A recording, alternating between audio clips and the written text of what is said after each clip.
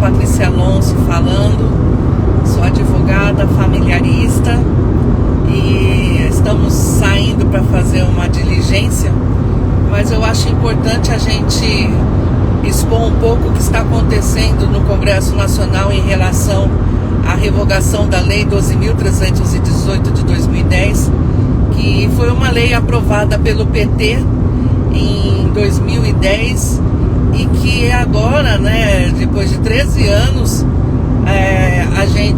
dos 13 anos, 7 a gente fazendo militância no Congresso para a revogação da lei, parece, né, que o pessoal caiu a ficha e nós vamos conseguir sim revogar.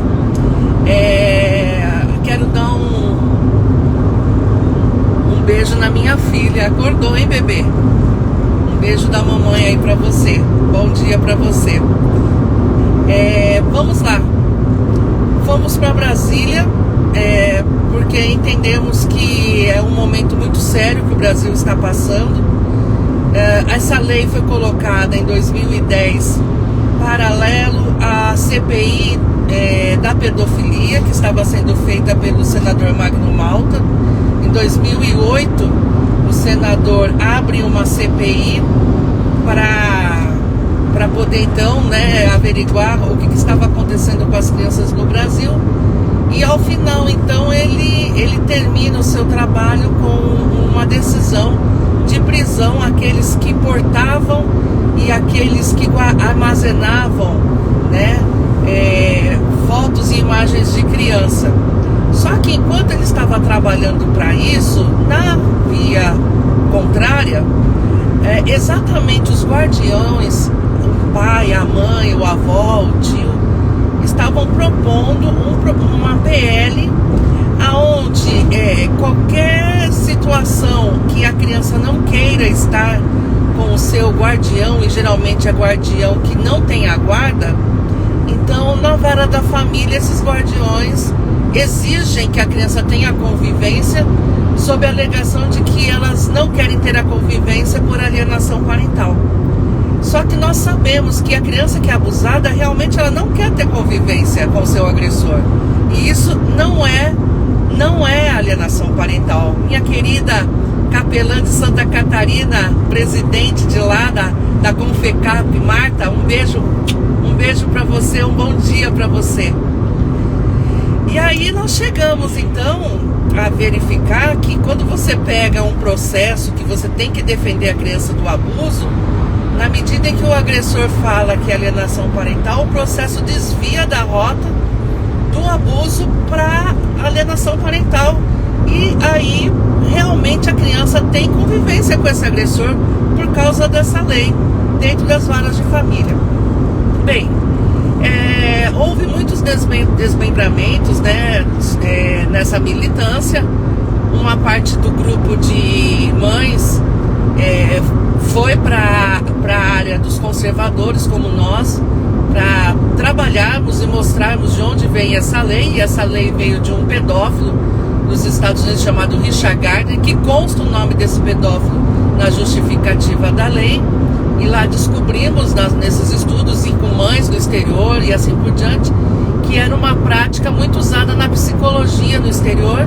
Entretanto, no Brasil, esse ativismo dos homens que querem ter relacionamento sexual com crianças ganharam espaço através da lei da alienação parental. E quem colocou, né? A grande pergunta é: quem foi a militância, né, para poder colocar essa lei? Quem quer que seja regulamentado no Brasil a relação sexual entre adultos e criança, né? E aí nós vimos que quem quis colocar a lei foi um juiz do Fórum Trabalhista de São Paulo, que tinha um problema muito sério com o seu filho. Então ele então desenhou a lei, mas quem realmente escreveu a justificativa da lei foi a ex-desembargadora do Rio Grande do Sul, Maria Berenice Dias, né? E aí ela escreve o que é a lei, para que serve, menciona o Richard Gardner, menciona que quem tinha interesse por essa lei era o ativismo de homens, pela luta do direito dos homens, e aí ela menciona vários grupos coletivos de homens, né? Só que a gente vai procurar saber quem é a ex-desembargadora Maria Berenice Dias. Ela é vice-presidente do Instituto Brasileiro da Família, que a princípio, quem não conhece, acha que é um instituto que defende a família, mas não. O Instituto Brasileiro da Família defende as causas da família do século XXI. A família do século XXI é aquele projeto de lei que está em trâmite no Congresso, que defende que a família tem que ser reconhecida não pela questão biológica, macho e fêmea, mas pela questão afetiva. E nessa questão afetiva você tem 2 homens e uma mulher, 3 mulheres e um homem, ou 3 mulheres e 2 homens. E nesse contexto de família multiparental, a criança faz parte, né? E defendem, inclusive, que alienação parental, ou seja, a criança que não quer viver nem dentro desse contexto, o pai biológico ou o pai afetivo pode alegar, inclusive, alienação parental, e essa criança tem que conviver nesse inferno. Então é essa ex-desembargadora do Rio Grande do Sul, que atualmente é uma advogada, trabalha como advogada. Então ela escreveu o projeto de lei da alienação parental. E quem colocou a lei da alienação parental no Congresso Nacional? Eles usaram então um partido que no seu nome dá a entender que é um partido conservador, um partido cristão, mas não é, que é o PSC, Partido Social Cristão. Na realidade, tudo que tem social, toda a sigla política que tem social, você fica esperto, porque eles têm tendências, então, socialistas. E aí, o ex-desembargador de São Paulo, Régis de Oliveira, que é um ativista, inclusive, para que possa regulamentar, ser aprovado no Brasil, os jogos de azar, esse mesmo ex-desembargador, então, coloca a lei da alienação parental no Congresso Nacional. Bem, tem o trâmite juntamente no mesmo período que o senador no Senado estava fazendo a CPI contra a pedofilia, e ao final, então, em agosto de 2010, é aprovado a lei da alienação parental, e em dezembro de 2010 termina a CPI dos maus tratos, a CPI da pedofilia. E veja bem, para a gente poder entender um pouco também, o próprio grupo, o IBDFAM, o Instituto Brasileiro da Família, também coloca então no Congresso Nacional a Emenda Constitucional 66 de 2010, aonde eles, que foi reconhecida como a Emenda Constitucional do divórcio sem culpa, ou seja, você não precisa mais justificar no judiciário o porquê que você quer divorciar. Na medida que você não tem que fazer essa justificativa, o juiz ele fica sem elementos para poder decidir a relação de pais e filhos. Como que era a convivência desses pais com seus filhos, como que era a logística, como era a questão financeira, quem ficava mais tempo com a criança. Não há mais essa necessidade.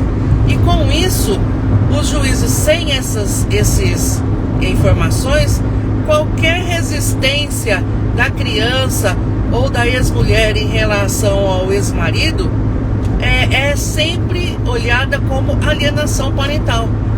E a criança tem que conviver com pessoa, muitas vezes, que no relacionamento familiar nem tinha muita participação, não convivia mais tempo com a criança, né?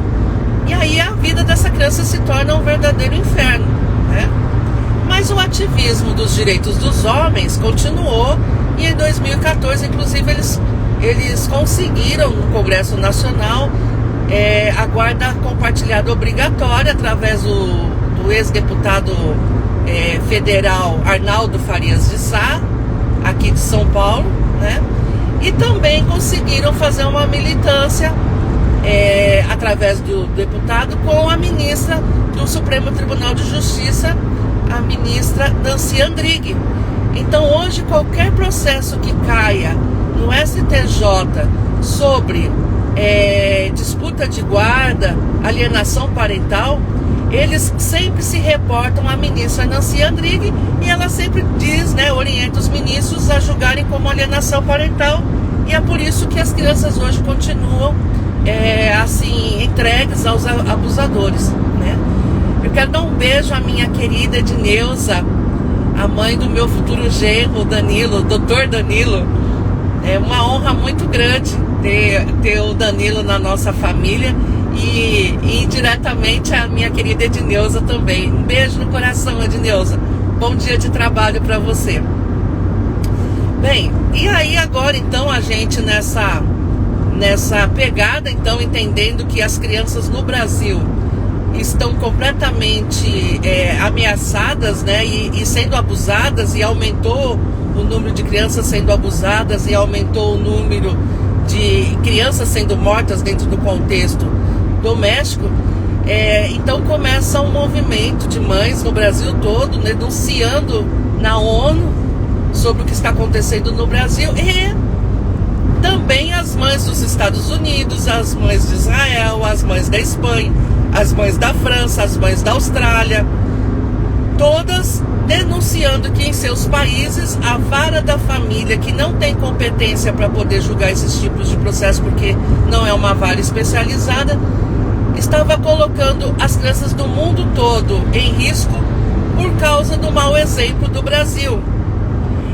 Com isso, agora em junho de 2023, na 53 reunião que houve da ONU, então a relatora que ficou responsável de apurar essas denúncias, a Ray Alsen, então denuncia o Brasil e a Espanha, faz um relatório de denúncia do Brasil e da Espanha pelo uso da pseudociência e alienação parental, que não tem nenhum reconhecimento, seja na Associação Psiquiatria Americana, seja pela a Organização Mundial da Saúde, e então recomenda que o Brasil não use a lei, revogue a lei, não use a terminologia síndrome da alienação parental e nem as teorias correlatas. Quais seriam essas teorias correlatas? A teoria de que toda mulher ou todo mundo que denuncia alienação, que denuncia abuso sexual, seria alienador, seria louco, estaria com uma doença psicológica. Então a ONU proíbe esse tipo de coisa. Jamais quem testemunha, jamais quem denuncia esses tipos de coisa pode ser colocado em dúvida, as testemunhas, a vítima e assim por diante. Bem, então, e aí a Ray fala que ia vir ao Brasil agora na primeira semana de agosto, e aí o Ministério dos Direitos Humanos corre, faz um comunicado de que está de acordo para a revogação da lei, e começa então todo mundo a comemorar. O Ministério dos Direitos Humanos entende que tem que revogar a lei, mas quem é o Ministério dos Direitos Humanos? Ele representa o poder executivo, ou seja, para a ONU, o governo atual, que foi o mesmo que fez a lei da alienação parental em 2010, reconhece que tem que revogar a lei da alienação parental. Mas uma coisa é você reconhecer, outra coisa é você agir para a revogação. Mas só que o poder executivo não tem o poder de legislar. Então, perante a ONU, o poder executivo está de bem, ok, parabéns, vocês estão de acordo para revogar a lei, então parabéns. Então a culpa de não revogar a lei é do poder legislativo, ou seja, do Congresso Nacional, e do Judiciário que está aplicando a lei. Vocês entenderam o jogo político que está ocorrendo com as nossas crianças perante a ONU? Pois é. Eu fui então para o Congresso Nacional a semana passada, porque a minha intenção era encontrar com a relatora. Só que o governo brasileiro desmarcou a vinda da relatora da ONU ao Brasil, porque eles estavam com a agenda cheia. Olha só que lindo. O governo Lula não podia receber a ONU porque não havia agenda da presidencial para poder recebê-la. E aí então sai essa notícia, mas nós já estávamos com tudo encaminhado para ir e fomos. Chegando lá, eu me deparo com algo muito interessante. Nós temos então um projeto de lei no Senado, onde o senador Magno Malta pela segunda vez coloca um projeto de lei para revogar a lei da alienação parental, e foi então indicada como relatora a ex-ministra e agora a senadora, a ministra Damares Alves, né? Ou seja, além de serem pessoal conservador de direita, são evangélicos. Achei muito interessante essa análise, né? Então, no Senado, os evangélicos querem a revogação da lei da alienação parental, porque na realidade, em 2010, eles usaram o nome de evangélicos, usando o Partido Social Cristão, para dizer que foram os evangélicos, né, que quiseram a lei. Então, nós evangélicos agora no Senado não queremos essa aberração no Brasil. Mas em contrapartida, olha só, em contrapartida, lá na Câmara dos Deputados, quem colocou o projeto de lei para revogar a lei da alienação parental, para mostrar para a ONU que eles estão indignados também e querem revogar a lei da alienação parental, foi a Samia Bonfim. Me parece que ela é de esquerda, não sei se é do PT ou do PSOL, mas ela é de esquerda. Ela colocou o projeto de lei para revogar a lei da alienação parental. Mas não basta só colocar o projeto de lei. Quem vai dizer se o projeto de lei para revogar a lei é boa ou ruim é o relator. E a relatoria caiu com um pastor do PL de Pernambuco, pastor Eurico, pastor Eurico, deputado federal, pastor Eurico. Só que o que aconteceu? Olha a jogada desse povo. Ela pega a Samia Bonfim e começa a provocar o pastor Eurico para poder fazer o pastor ficar com raiva dela. E aí o pastor vai fazer um relatório dizendo que não concorda com o projeto de lei e que deve ser mantida a lei da alienação parental. E aí o PT vai falar para a ONU que nós evangélicos que estamos impedindo a lei da alienação parental de ser revogada no Brasil. Vocês entenderam o jogo sujo que está acontecendo? O jogo sujo da esquerda para continuar matando criança, para continuar estuprando criança.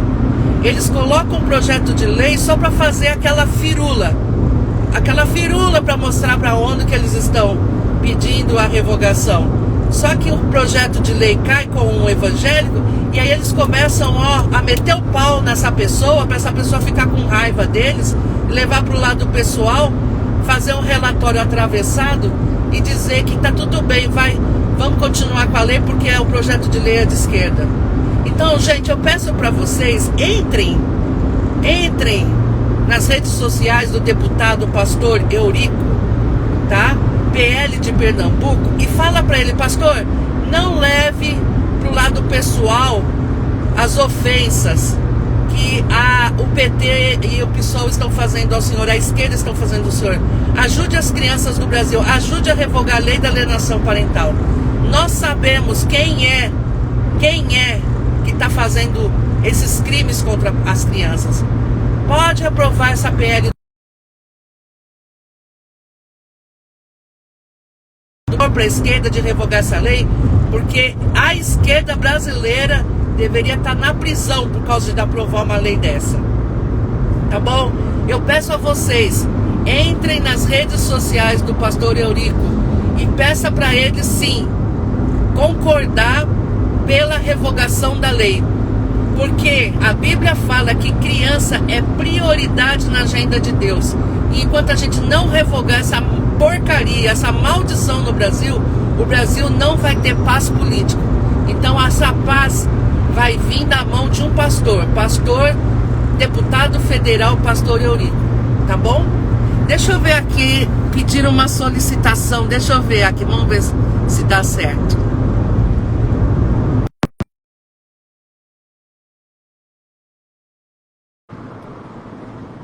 Bem, pessoal, eu tô chegando aonde eu preciso entrar e depois a gente se fala, tá bom? Eu vou ter que usar o Waze agora. Um abraço para todos, ficam com Deus.